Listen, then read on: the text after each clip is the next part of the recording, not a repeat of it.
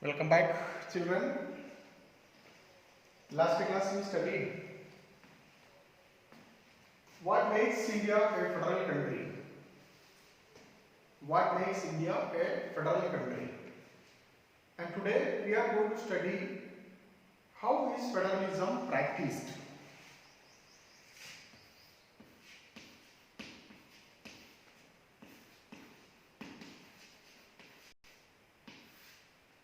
What is the topic? How is federalism practiced?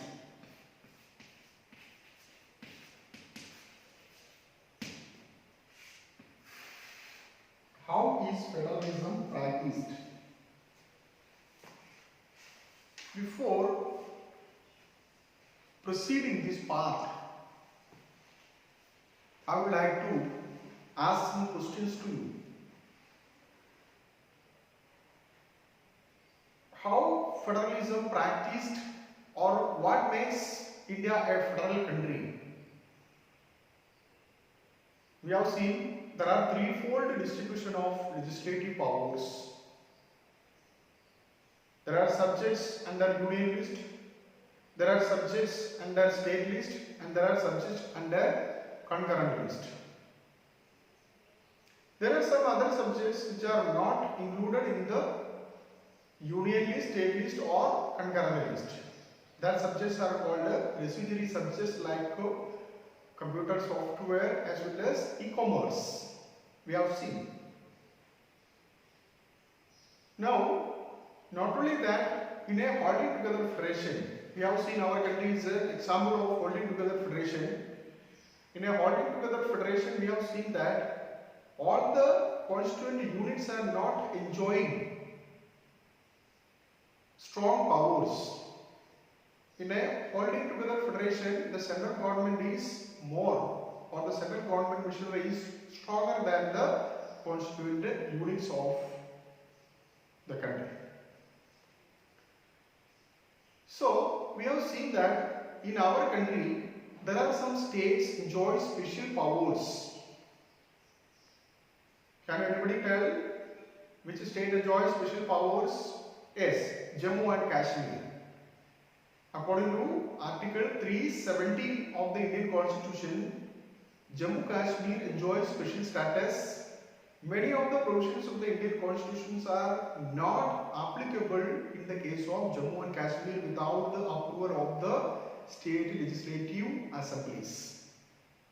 We have seen that. But recently, we know that the central government revoked Article 370 and now Jammu and Kashmir become two union territories because the central government decided to bifurcate Jammu Kashmir into two union territories, that is Jammu as well as Ladakh, or Jammu Kashmir and Ladakh. Followed by some states are very small in size. It cannot become the state because of its small size. That also we have seen some examples of such a type of small units like Lakshadweep Island, Chandigarh, Daman Diu. Okay, that is also we have seen that these are under the control of the central government.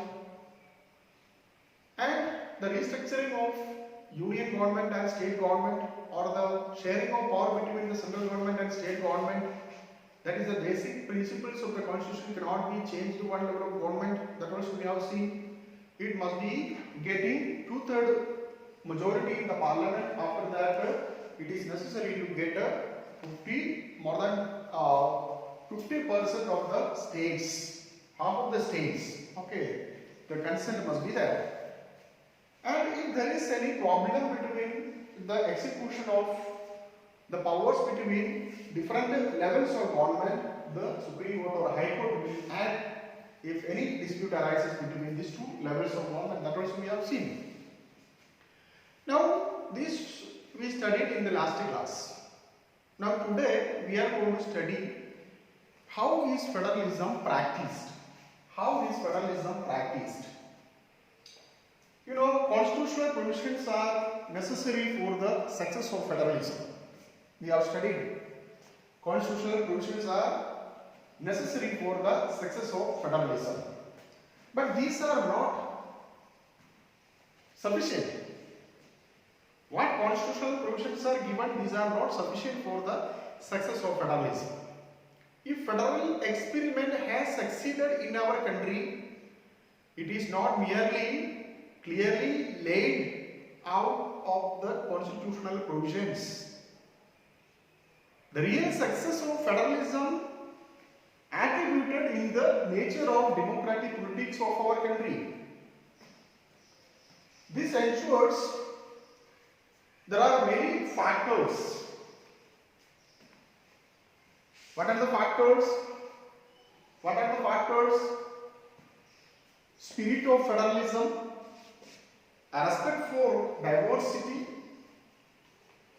and desire for living together. You know, our country is multi or a pluralistic society, multilinguistic, multi-religious, multi-traditional. So, respect for this diversity. So, we call India as a country unity in diversity. So, it continues or it ensures all these factors: spirit of federalism, a respect for diversity, and desire for living together. Now let us discuss what are the different ways in which this happened. We can classify into three categories. Okay, this can be classified into three categories.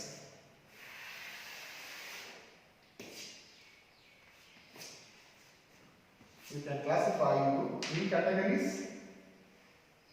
One is language policy. Okay. Or first we will write linguistic state. Linguistic states.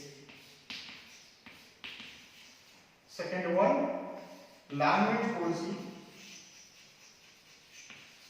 Language policy. And the third one is center state relations. Center state relations. We will study about all these ways. Okay, these three ways: linguistic states, language policy, and center state relations we will discuss. These are the three ways in which how federalism practiced. Now take example, the first one, linguistic states. This is the first major test for the democratic politics of our country.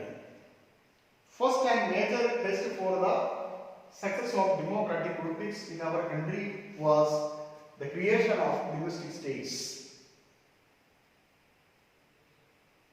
If at all you look at the political map of India, it begins in the journey of success of democracy, which started in 1947 to 2013. You may wonder, or you may be surprised because of the changes that took place. There are many states, you can see that it have vanished. They have been vanished. They have vanished. At the same time, new states have been created. There are many states have vanished. At the same time, many states have been created. Now, in 1947, the boundaries of several old states have changed or were changed. In order to create new states, we need different states. 1947, journey from 1947 to 2013, you can take it. In 1947, boundaries of several old states have changed in order to create new states. This was done. Those who spoke the same language, people must be live together. For example, you can take Maharashtra and Gujarat. It was almost our part, but people used to speak Marathi as well as Gujarati in these areas. So states have been created on the basis of language. So the intention of creation of new states was to accommodate people, those who are speaking the same language. That was the intention of that. At the same time, there are some states which are created not only on the basis of languages, but on the basis of ethnicity. Okay, we have studied about ethnicity. Okay, I don't know whether you remember or not. Okay, ethnicity, culture, and geography. There are some states not on the basis of linguistic basis or language basis, but on the basis of ethnicity, culture, and geography. Examples, you can take Nagaland. Nagaland, you can take Nagaland. You can take another example of Uttarakhand or Jharkhand. Such states are not created on the basis of language. Then how the states are created? These states are created on the basis of ethnicity, culture, and geography. Now, let us go back some history of this linguistic states. Even pre-independence, there was a demand for the creation of states on the basis of language. In 1936, Orissa as well as Bihar, okay, they were together and it was divided into the creation of Orissa and Bihar, bifurcated Orissa and Bihar. This was the history of pre-independence. States were demanded for the creation of linguistic states, or what do you mean by linguistic state? States on the basis of language. States on the basis of language. Come to the post-independence. There was lot of demand for the creation of linguistic states or states on the basis of language. The first example you can take, or great important example you can take, it started from South India, especially from the present state of Andhra Pradesh. There was a campaign and a fasting of different activists. You can take example of Ponti Sriramulu, one of the activists who died in December 1952 while taking fasting for demanding the creation of Telugu majority states. So, on October 1, 1953, followed by on October 1 or October 1st, 1953, the first state have been created on the basis of language was Andhra Pradesh. The first state was created on the basis of language was Andhra Pradesh. Andhra Pradesh. You know, now Andhra Pradesh is bifurcated in 2014. You know that. Now this is the first state which have been created on the basis of language. Followed by a different State Reorganization Commission was set up in 1956. That was one of the major reform taken by the government of India in order to study for the creation of linguistic states. There are so many states were created, union territories were created. Puducherry was created. Now Puducherry is there now. Before it was Pondicherry was there. Okay. Kerala was formed in 1956. Okay. So many states were formed. Okay. Now these are the important history of this part, the creation of linguistic states. Now, as I told you, just I will show you that political map of India in the year 1947 to 2013. Now, look at here, everyone.